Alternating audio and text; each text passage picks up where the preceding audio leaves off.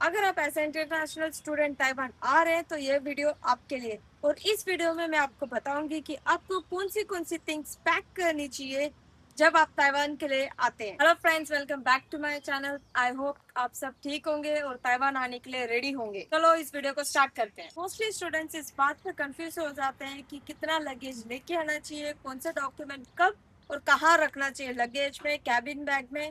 तो ये सब डिटेल्स मैं आपको इस वीडियो में बताऊंगी, तो इस वीडियो को एंड तक जरूर देखना। तो अब हम बात करते हैं डॉक्यूमेंट्स की। आपको डॉक्यूमेंट्स भूल के भी लगेज बैग में नहीं रखना है, आपको कैरी ऑन बैग में रखना है। और डॉक्यूमेंट्स कौन सी है? आपका पासपोर्ट, आपका एनरोलमेंट लेटर, आपका हेल्थ सर्टिफिकेट। मोस्टली जरूरी नहीं होता है लेकिन मस्ट है। हमें कुछ पता नहीं होता इमिग्रेशन क्या पूछ ले। और फिर होता है आपका स्कॉलरशिप लेटर और बैंक स्टेटमेंट, क्योंकि ये डॉक्यूमेंट्स बहुत जरूरी होती है। अगर उनको थोड़ा सा भी डाउट हुआ, वो ये सारी डॉक्यूमेंट्स चेक कर सकते हैं। और the main is passport size photo, क्योंकि यहाँ पे आपको ARC और बहुत सारे डॉक्यूमेंटेशन का काम करना पड़ेगा। और यहाँ पे पासपोर्ट साइज फोटो की मेजरमेंट्स डिफरेंट है।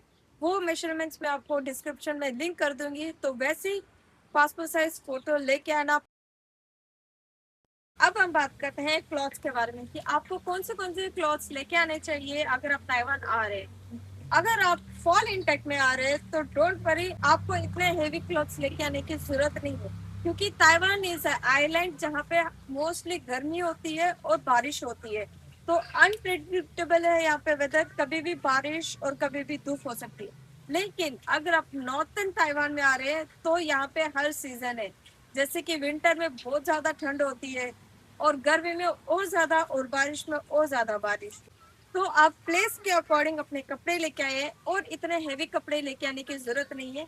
यहाँ पे बहुत ही सस्ते दाम में कपड़े मिलते हैं, तो ज्यादा क्लोथ्स लेके आने की जरूरत नहीं है। अगर आप कॉस्मेटिक्स और स्किन केयर प्रोडक्ट्स लेके आ रहे हैं तो जस्ट ए रिमाइंडर कि आप ये सब चीजें अपने लगेज बैग में रखें, ना कि चेक इन बैग में या कैरी ऑन बैग में, क्योंकि लिमिटेड अमाउंट ही लिक्विड अलाउड है। वरना आपका जो भी प्रोडक्ट है कितने का भी हो, वो फेंका जा सकता है एयरपोर्ट पे।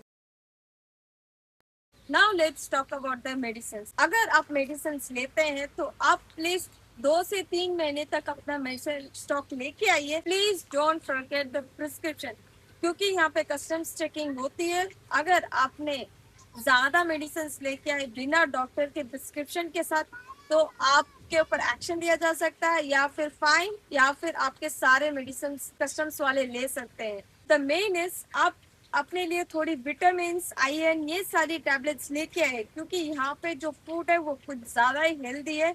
और इतना न्यूट्रिशन है कि नहीं मुझे नहीं पता है, क्योंकि मैंने यहाँ आने के बाद इतने सारे विटामिन, आयरन की गोलियां ली है जो मैं मिस कर दी थी इंडिया से लेके आने में। तो आप ये मेडिसिन मिस मत कीजिएगा। आयरन, कैल्शियम, जो भी विटामिन की गोलियां हैं, अगर आप कोई भी मेडिसिन के इस पे हैं तो वो सभी मेडिसिन आपको प्रिस्क्रिप्शन में लिख के आनी है। और सारी की सारी मेडिसिन आपको सिर्फ लगेज बैग के अंदर ही रखनी है। Now let's talk about the food. अगर आप मेरे जैसे खाने के शौकीन हैं तो प्लीज अपने सारे जो भी स्पाइसेस हैं, जो भी लाइक स्पाइस आप यूज करते हैं खाने के लिए, एटलीस्ट वो छोटे छोटे पैकेट्स में लेके आए, ना कि किसी बॉक्स में, क्योंकि बॉक्स लेके आएंगे तो वो सभी स्पेस को कवर कर लेंगे। जितना हो सके सबको पैकेट्स में रख करें।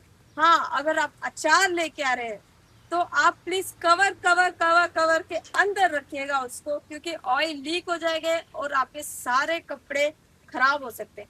और हाँ, थोड़ी एक्स्ट्रा मैगी या स्नैक्स लेके आए, क्योंकि आप यहाँ आते ही आपको फूड की क्रेविंग हो सकती है और यहाँ का फूड आपको डाइजेस्ट नहीं होगा। तो प्लीज ये सारे फ्रूट्स लेके आए, और खाने का सामान भी लगेज बैग में ही आएगा। Don't put any food item in your carry on bag और चेक इन बैग, वरना वो भी कस्टम्स वाले ले जाएंगे या एयरपोर्ट पे फेंक दिया जाएगा।